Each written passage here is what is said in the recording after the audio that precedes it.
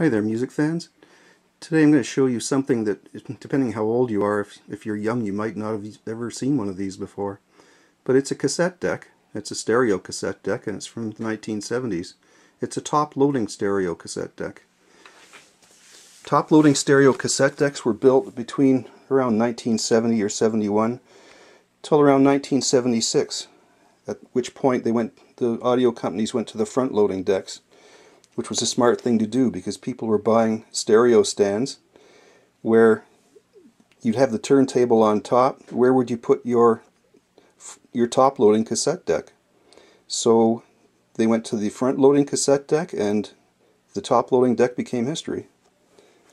This is a Sanyo RD-4541 from 1976, likely one of the last top loaders that Sanyo ever built. Still working, still in really good shape. It's on right now. You can see the indicator lights and the VU meters are still on, or on right now. We have the off-on switch on this side. Tape here, it's normal and chromium. Dolby on and off. There's a tape counter.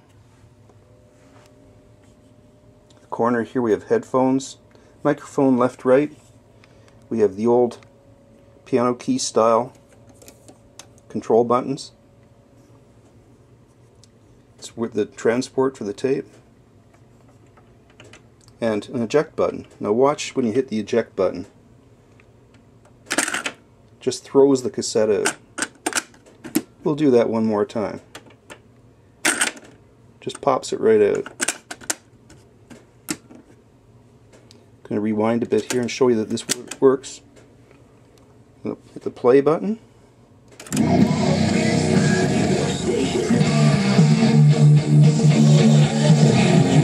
Station is 94X.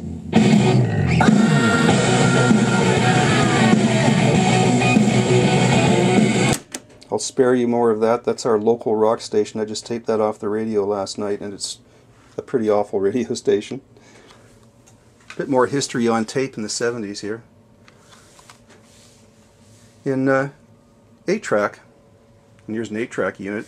8-track was the dominant mobile tape format from the late 60s until, I guess, the late 1970s. It was around 1980-81 is when the record companies stopped making 8-tracks here in Canada, and sales were just falling off completely, taken over by cassette. It was between 1975 and 1980 that cassette really took over, and that was based on the fact that until around 1975 they didn't have good cassette decks for cars. The 8-tracks were well established and they were solid in cars. The cassette decks until around 1975, every time you hit a bump or hit train tracks or something like that, your cassette would skip. But then they finally got the technology down in 1975-76, and companies like Pioneer built some really nice cassette decks for vehicles. People switched over immediately. And this unit you're looking at right now is a Pioneer 8-track player recorder that I bought in 1974, I believe, and maybe early 75. 1974 I bought a car and put a new 8-track deck in it to play my 8-tracks, and expecting that 8-tracks were going to last a long time, and they didn't.